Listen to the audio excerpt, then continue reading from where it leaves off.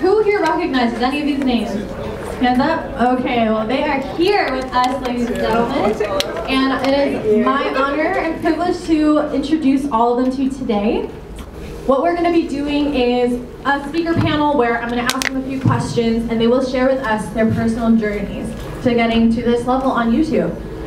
We know that a lot of you are newer to the platform, maybe you're just starting out, maybe you've been doing it a while and you're still figuring it out. They are going to have some really great insight that we can't exactly tell you with our data and analytics. These are going to be real stories from real people who have done it, and they're all local to this area. So let's give it up for our first person. Let's welcome. All right, so we have Katana XO, and she's most known for her hair and wig tutorials. Katana's channel actually celebrates multi-facets of her life, from fashion to tags to Nigerian dance and story times. So let's all give a big round of applause to Katana. Here she comes. Here.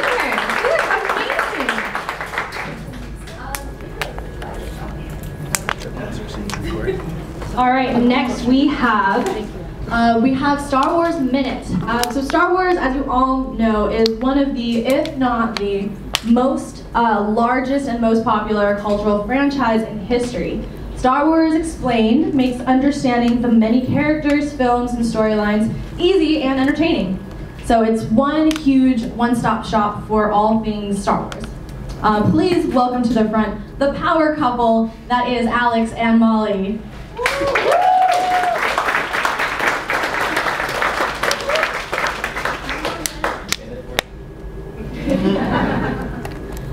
All right, and last but not least, we have Roberto Blake.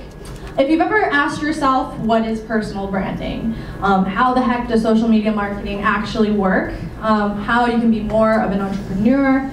Or how can you get more inspired and be more creative? Well, Roberto's is the channel that you're gonna wanna check out. So please welcome Roberto Blake. Hey guys.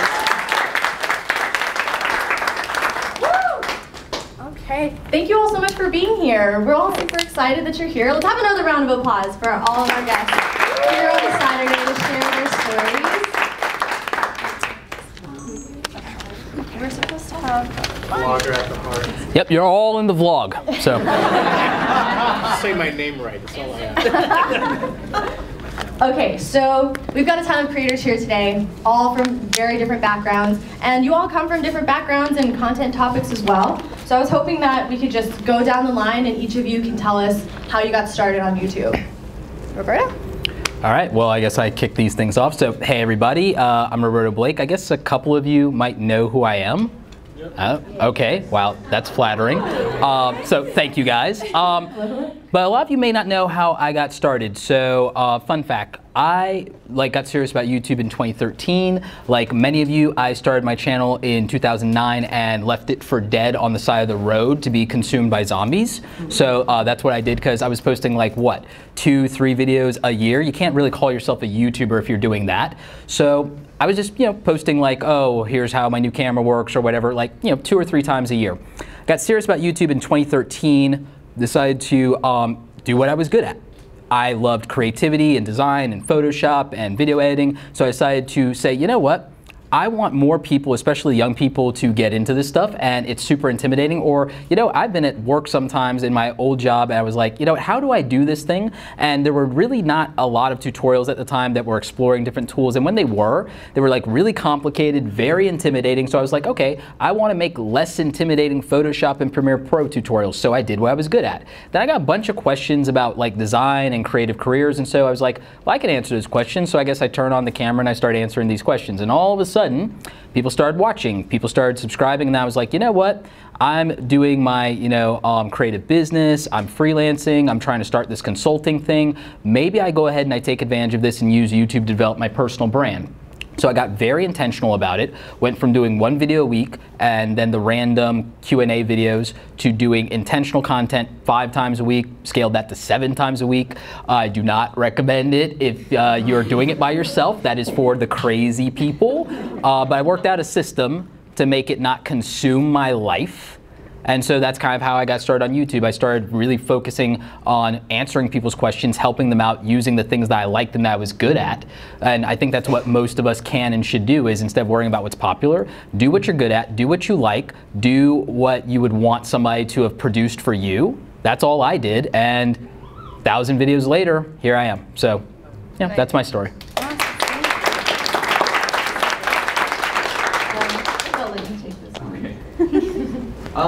Star Wars was always like my first childhood obsession. I got into it when I was 8, read all the books, all the comics, and for whatever reason just fast forward to my 20s and I still remembered everything about it. I assume a lot of you know about Dragon Con since it's here in Atlanta. Woo! In 2 weeks. They have a yearly Star Wars trivia contest. And so I started participating in that, and I always did pretty well. And every year, I was like, I'm going to study this next year. I'm going to win it one of these years. And then I decided to finally actually start studying, and I also have a background in kind of video marketing and SEO, and I was like, I could document my studying, make videos about it. And so I just started doing like little videos about one topic at a time, and people responded to it and started following it and really liked it. So I went from going 3 videos a week to 5 and eventually 7, which is what we're doing now. Madman. Yeah, I mean, Sometimes 8. well, yeah, we can get into that later, but like Roberto said, do what you love, do what you know, and I know Star Wars for whatever reason, and it just clicks with me, and so I just kept on doing it. Molly is my wife, and we started tag teaming it, and she's doing all the social media, and now we're doing a vlog channel that she handles all of that. Anything you want to add? So I also started my YouTube channel in 2009, but it was like just to watch people do stuff. It wasn't really anything that I was going to actually produce anything. And then at maybe like 2000 and maybe 13, 14, I started doing a lot of hair tutorials, but like just like not recording it, just like trying to figure out how to do it in my room. And at one point, I watched a YouTube video and I saw somebody do something really cool, and I was like, oh, I'm gonna do this. So I did it, and I was posting on Instagram, and somebody was like, you should post this on YouTube. And I was just like, I mean, I watched the YouTube video, I can send you the link, and people were like, no, I wanna see how you did it and what you did to make it look like this, because that's not how that person did it. And I actually thought about it, and I was like, you know what? Yes, I see a lot of people doing the same thing that I'm doing, and people doing hair tutorials all the time. I have a spin on it that I bring to it because I have my personality, and so I put it on January of, I don't know the year, but maybe like 2 years ago. I put it on YouTube, and people responded. People really liked my tutorial, and I said, okay, I love doing this. I've already been doing this without putting on YouTube, without monetizing it. Let me see how this can go. So I would post hair tutorials, and then I didn't want to just only do that. So I started, you know, asking people what they wanted to see from me, and they were like, oh, I want to see this and this. And then I was like, okay, I can do that, that's fun. And like they were saying, if you do what you know and you do what you love, you can't go wrong, because people will respond. People will ask you to do more, and if you can do it, do it. If you can't, don't, because if you do anything that you aren't passionate about, it will show.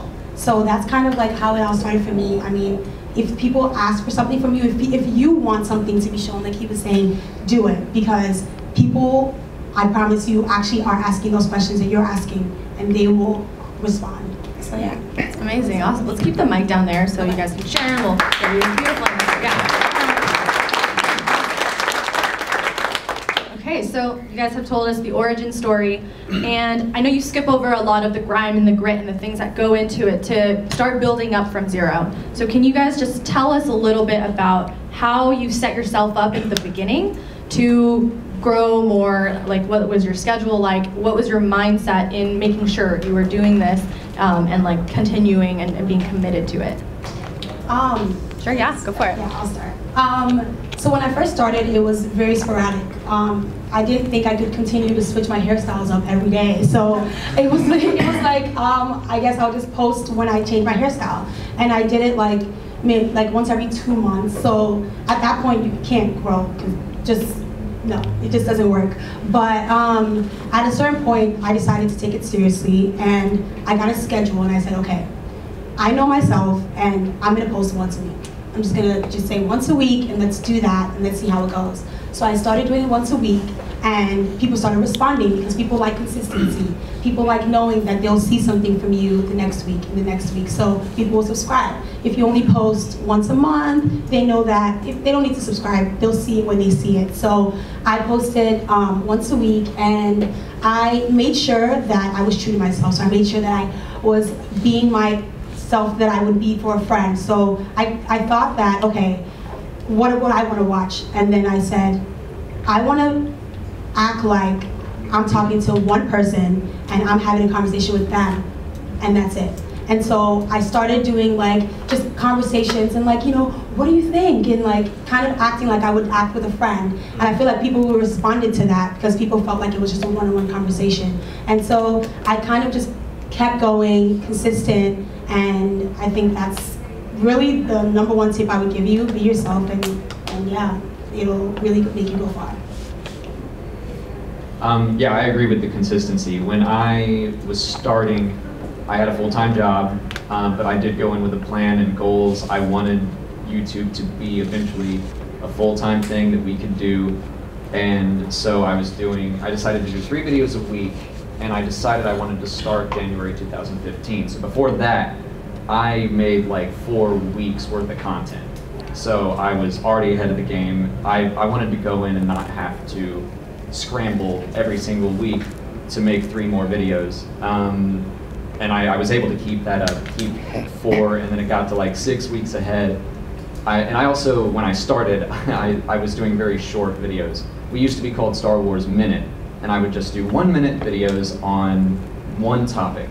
Something I saw other Star Wars channels doing was they were doing like 20, 30-minute videos, and I was like, I don't have time to watch that. I want to be a little different and keep them really short. So that actually worked out great, because having a full-time job, it's so much easier to make a 1 to 2 minute video than a 30-minute video, and then yeah, keep that consistency up. As I got the workflow down, I was able to start increasing it to 5 times a week, and then I got it up to 7. And now, yeah, we make 8 videos a week. We release 7, but we're always getting just a little bit ahead of the game, so if something comes up and I have to skip a week or we take vacation, it doesn't really matter. I just can take a week off and let it go. Yeah, when we first started, like you said, all of our videos were just short, under a minute videos, mostly character profiles, focusing on one character or one thing. And what really helped was we would ask people to post requests in the comments section. So we had a plethora of topics to talk about just by asking people to see what they wanted to see. So that was really helpful in the beginning. So in the beginning, I said, let there be Photoshop. No, I'm kidding. Anyway, just a little joke there. So what I did was I was doing Photoshop Thursdays when I started in 2013, I think in July of 2013, and that meant that you could be sure that they would come out on Friday morning. So that was where I was at, and I really wish at the time that I had been doing more batching and create a back catalog like Alex did, because like that's one of the smartest things that you could possibly do, and I eventually got to that point. But it was a matter of I had to get my process down. I had to really think about it. And the thing that I always tell people is, you've probably heard me say the 3 C's before, creativity, consistency, and context. And so what Katana did was like, she did tutorials that were different because it was your way. And what you did, Alex, was you accounted for context in the sense that I don't have time to watch these really, really long deep dives on Star Wars. Nobody's doing the shortest explanation possible and respecting people's time. So you realize that contextually that people wanted to save time, right? And then we all did consistency. So the way that I approached creativity, consistency, and context was I wanted to make Photoshop videos that I thought were like a little fun, where I could make like little jokes, still give you exactly what you need, and get you out of there and feel like less intimidated and scared by this overwhelming software, right? Consistency, I picked the day of the week and I stuck to it. And then, you know, in terms of context, I was like, I had to make all of this search engine friendly and relevant. That was my strong strength. And I played to my skills. Really good thumbnails and really good SEO, because that was my marketing background, that was my graphic design background, my web design stuff. So again, do what you love, but also utilize your strengths. And if you find out that there's a skill that you need, just try and figure out how far you can take that. And then if you need help, you need help. Because today, to go ahead and keep up my busy schedule and all the travel, I've decided that, you know what, after 1,000 videos, I've like, you know, got my, you know, editor's card. It's like legit YouTuber card. It's like, I need to outsource this editing. So that's what's coming next, outsourcing the editing. Okay, awesome. Hold on to that. Oh. Okay. Well, I mean, thank you guys for sharing your process and how you got started. Sounds great. Sounds consistent. Sounds like you guys know what you're doing. But tell us, have you ever had a slump? And how have you gotten over it, if you have? Nope, so I'm gonna hand that one off. Absolutely, especially just with the content that we deal with. The release schedule of Star Wars content is a couple of times a year, so interest goes up and then interest goes way, way down. So yeah, we've dealt with lots of slumps.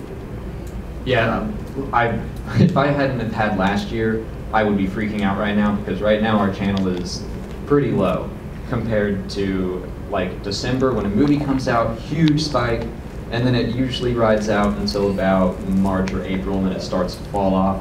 But now we're like right in the middle between 2 Star Wars movies where interest is at its lowest. And we still get comics and shows and books that I can talk about, and those are like little spikes here and there, and those are nice. But yeah, it's kind of just for those types of slumps, it's just, you gotta have some savings and write it out a little bit, get a little more creative.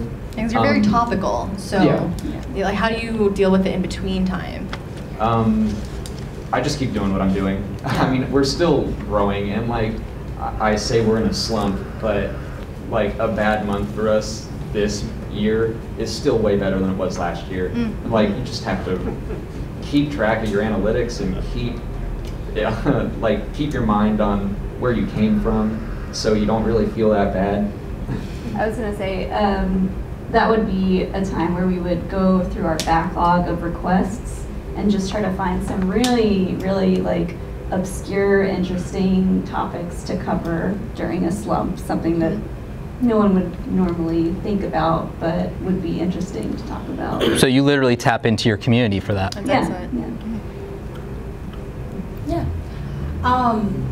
Yeah, I've had slumps because, I mean, with any job, when I first started, it was a hobby. So I would do it, and it didn't need to be every day, it didn't need to be every week, it was just when I wanted to. But when I decided to make this my full-time job, it started getting to the point where sometimes maybe I wasn't inspired, right? And so what do you do when you're not inspired? What do you post? And so I think what you guys said about having backlogs, that helps, because then you get to actually just post something that you've already done when you were inspired.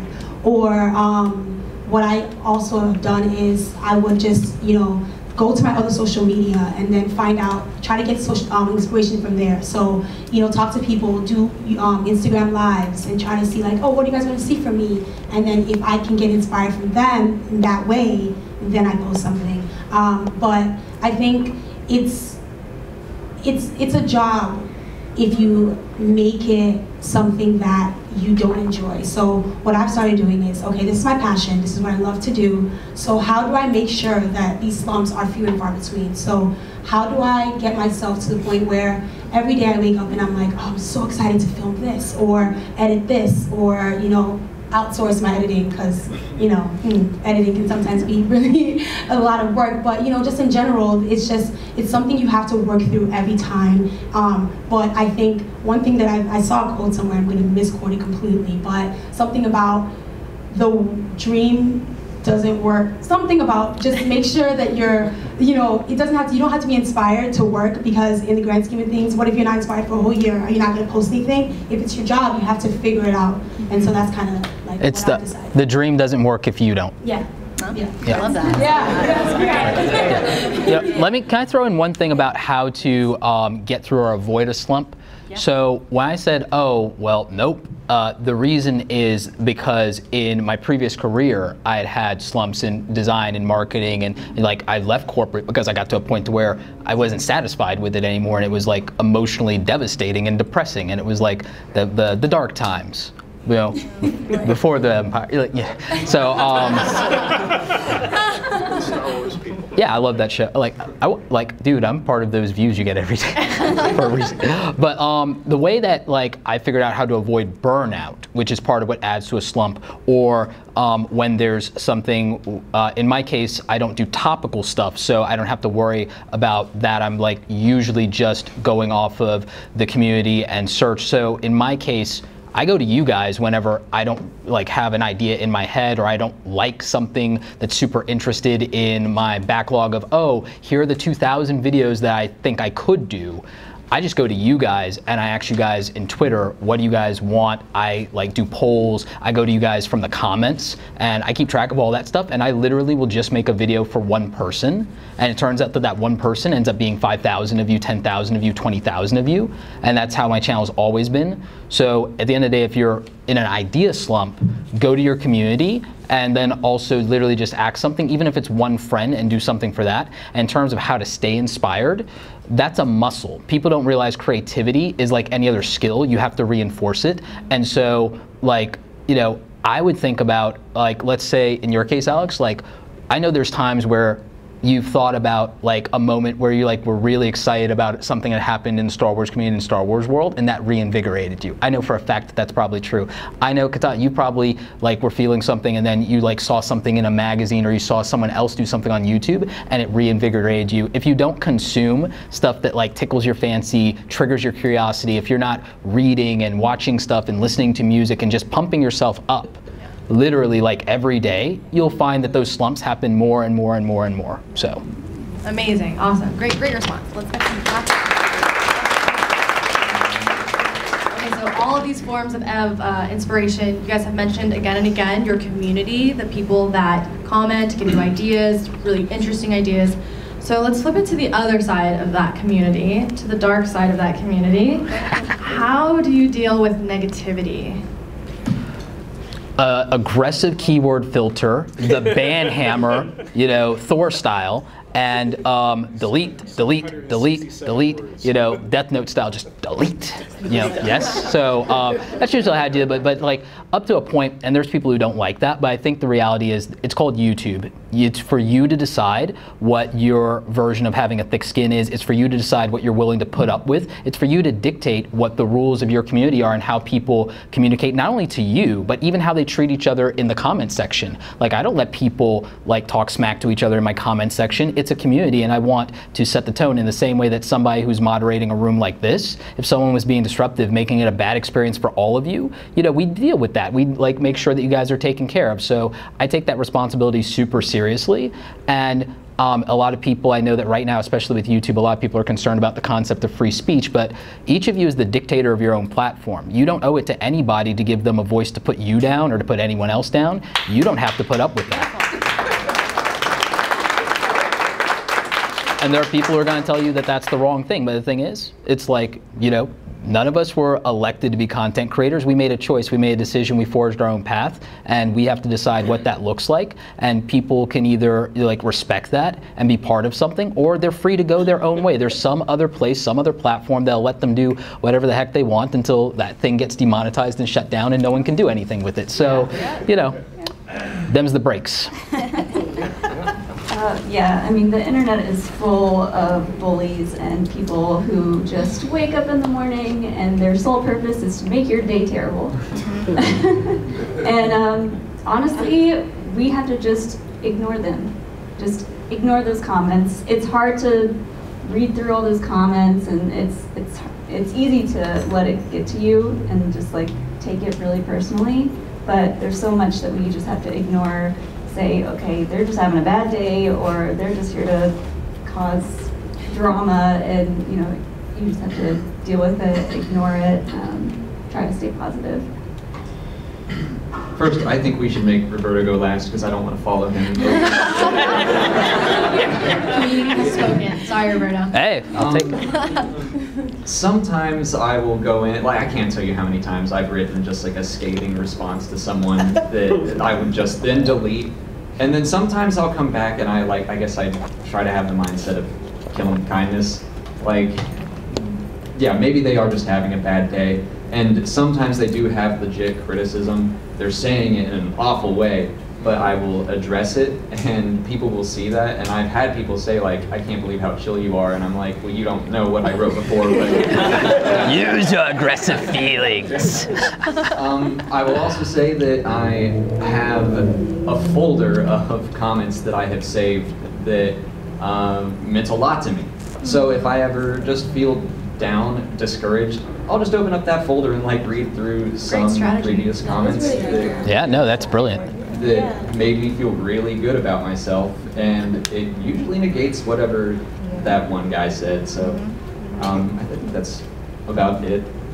Yeah, I mean, they all said great things. I mean, for me, I do a combination of both. So I can't say that it doesn't get to me sometimes, because it does. But I will say that I never respond with negativity, because I feel like I want to be a positive person. I want to be an inspiration to people. I don't want to make them feel like they won, because I think I don't know why you have to, it doesn't make sense to me that you would come on someone's page and like say these things that you literally didn't have to. And so for me, like, it's like, why did you spend your time doing this? Why is this what you decided to do with your life? And so I just basically I mean, like you said, it's like maybe they're having a bad day, maybe they just are just bad in general, and that's fine. But for me, I'll ignore them. I will actually say something that people end up addressing and being like, wow, I can't believe you responded in that nice way. But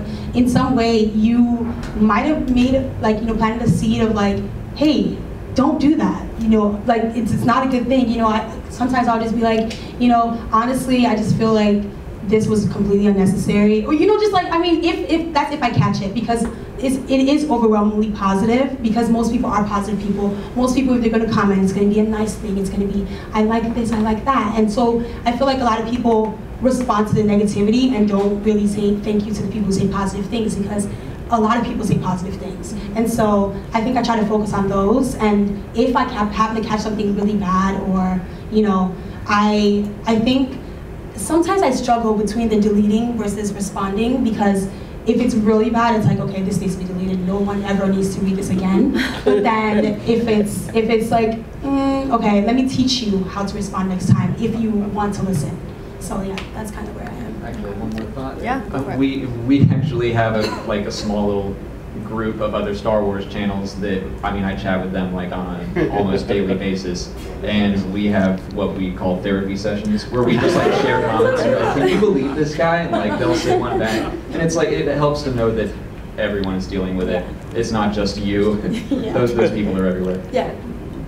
Also, it's really nice to actually see someone in the comment section defend you. Like, Oh, yeah. you can get to the point where your own fans will defend you again. Like, they'll be the ones to say what you want to say to them. Oh, yeah. And you're like, And then you just like heart the comment, like you just like leave it, and just like, Pinned. Yeah. they take care of it for you. Yeah. That's Alex's second channel, by the way. One quick tip on that also is if you go into the YouTube dashboard and you go to the panel that says community, and then you go to community settings, you can copy and paste into it any swear words, any bad words, anything derogatory that you just aren't interested in seeing, and it will go directly to spam and no one will have to deal with it. So I do that. I also recommend putting the words sub for sub into that filter. So there you go. That's the answer. So that's game over for that. So there you go. I hope you guys took some notes on that. Okay. Did you have any last comments on it? Okay. Well, I had all these questions and you guys answered them beautifully, but now I want to turn it over to our audience because I'm sure you guys have tons of questions for them. If you can try to keep it maybe specific, address it to a couple of people so we can get a variety of answers and get through as many questions as we can. That would be helpful because we have about like 10-ish minutes for this. Okay? All right, let's have right in the front here. Sure. This is for the panel. How have you dealt with the adpocalypse?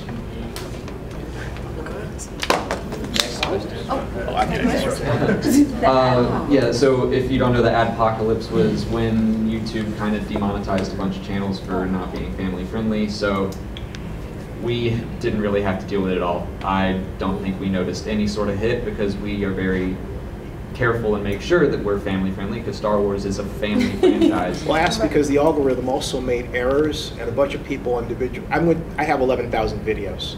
And I would come from a time when views are more important than subscribers.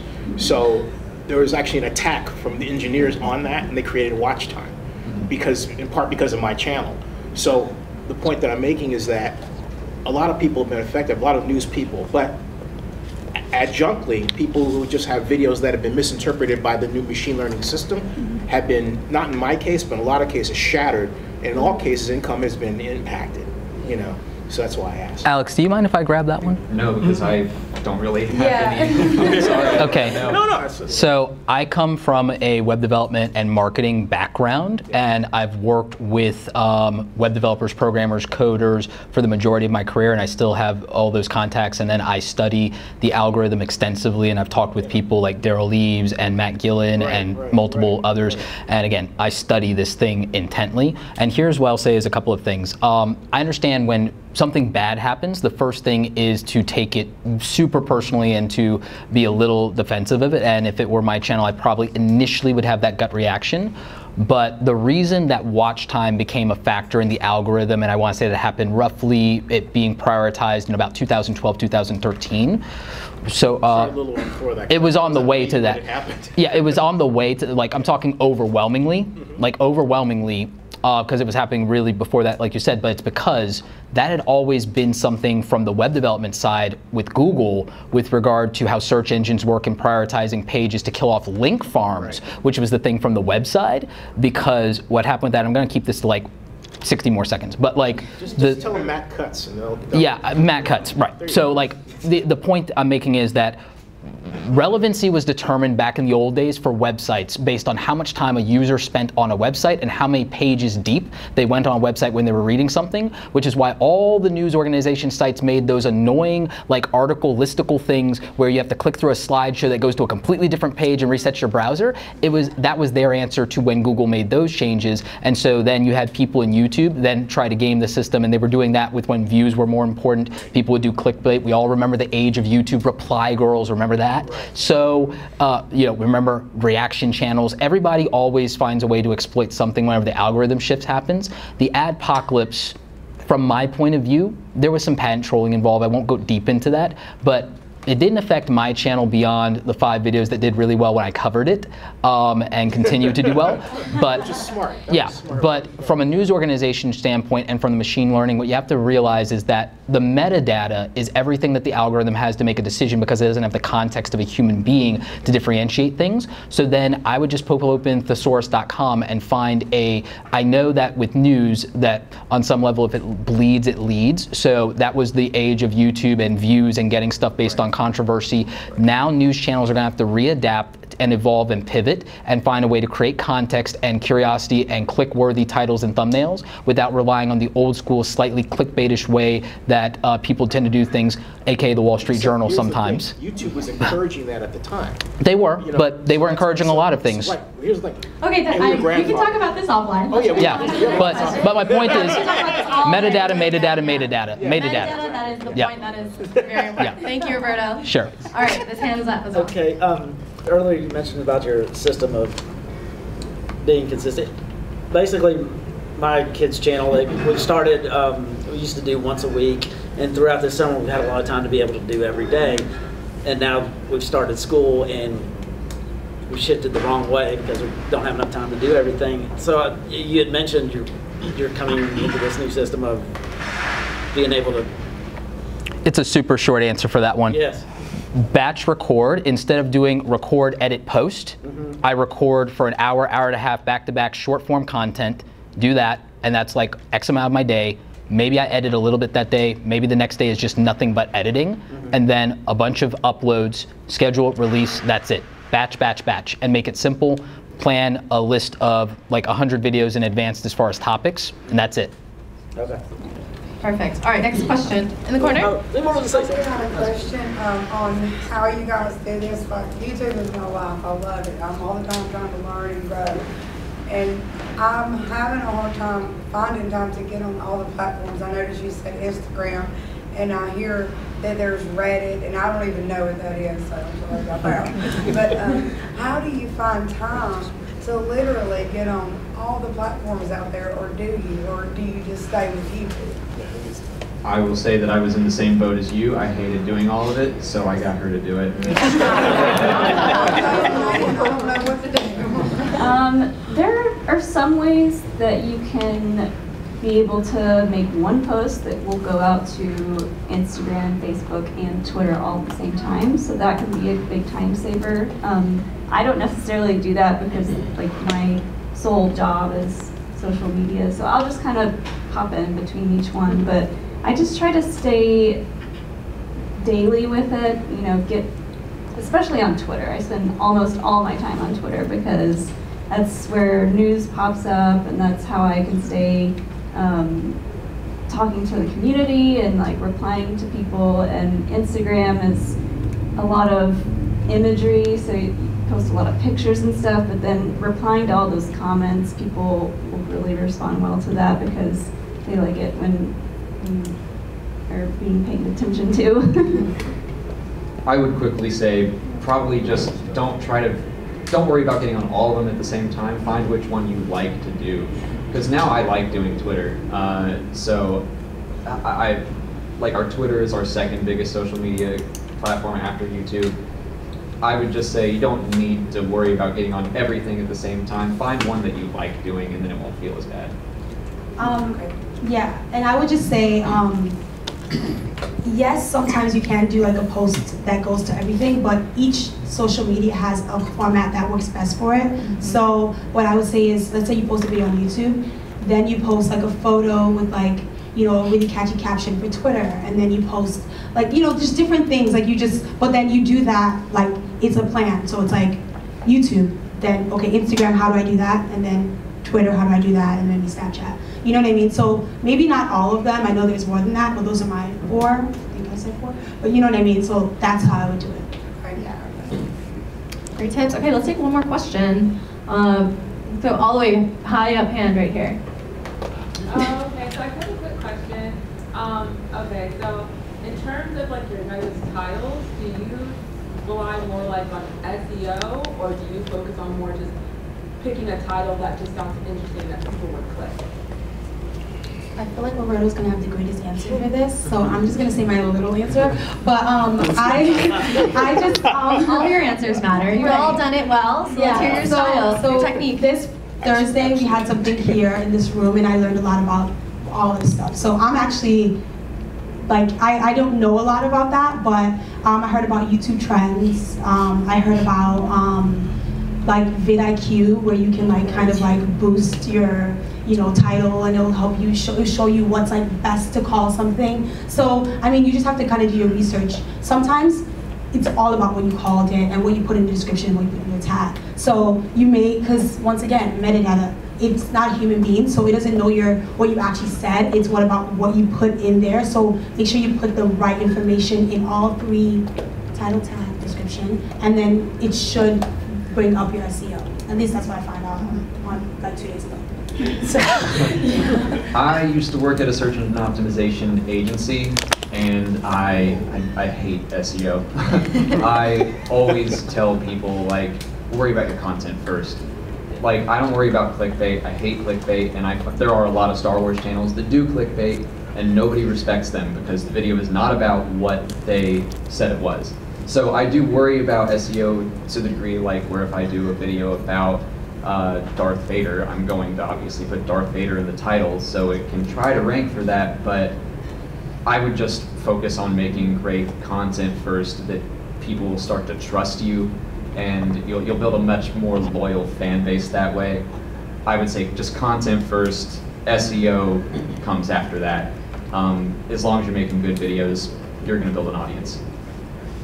I don't have much to add about SEO, but I know that keep it short, keep it simple. You know, long titles usually don't do typically well. That's all I know. Right. So just one quick thing on that.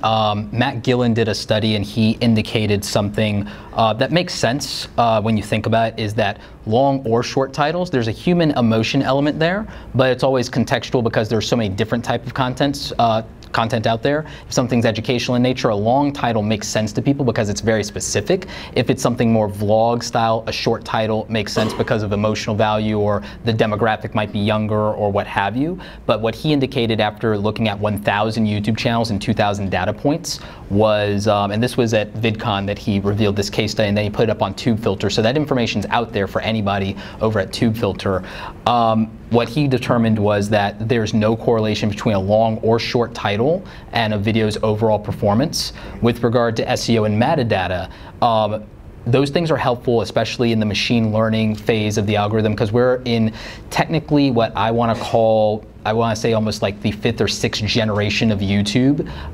And the way it's going to work is going to be on user behavior and how people behave and watch things. So think of it like your Amazon shopping cart, and think of it like your Netflix preferences. The more information YouTube has to make a determination of who watches things like this based on what they've watched previously, but also what they search for. It's not one or the other, it is both. They're figuring out, and they know, you know what, someone that's similar to Roberto Blake, or that's like 80% like, sucks, but I'm just someone who's 80% like Roberto Blake is likely to watch Star Wars Explained. And so what's like Star Wars Explained that Roberto would watch? Oh, Roberto would watch Bessie or Urban Acolyte, or any of these other things that are Star Wars related. Okay, cool. So I'll give Roberto that content. Now, if you're not doing something like that that's super search friendly or trendy or topical, what's going to matter is an emotionally satisfying title and thumbnail that triggers curiosity and makes people think, oh, I want to know what's on the other side of that, because a title and a thumbnail is a promise. That's why no one respects clickbait, because they feel cheated. It's like, oh, this thing was like 75% off. It's, oh, it's not really 75% off. Gotcha. But you're in the store now, so buy something. No one's happy about that, ever. So when you do a title, just make sure that when your title and your thumbnail is there, that's honoring the promise that the person came for, and that whatever the content is, that's good. It's good. And good content is, it's not always technical. The most important thing is, how do I feel after I watch this video? Do I feel like, I wasted that 5 minutes of time? Should I have been playing Zelda instead? Because if you're me, you should have been playing Zelda instead. Or should I have been working right now? It's like, oh, that sign up there that I put up that says, oh, you should be working right now. So, I mean, it's just got to be that you respect people's time, you respect the intelligence of your audience, and that you're providing some kind of value. Now, strategically, yeah, I've always prioritized SEO, and I think that disproportionately, despite anything, that has been the key to the success of my channel, and really good branding and thumbnails. But guys, if you don't have something that plays to SEO friendly, then cool. Make it share friendly. Make it so good in terms of the content and so intriguing in terms of the title without lying, that people can't help but click on it, and the people who click on it can't help but share it with their friends in the other places. So that's my answer. Amazing. We need a whole Roberto seminar. I'm available. Available for private parties. Okay, thank you all so much to our panelists. Are you guys going to stick around for happy hour? Can we pick your brains a little more later? Happy, joy, All right, happy, joy.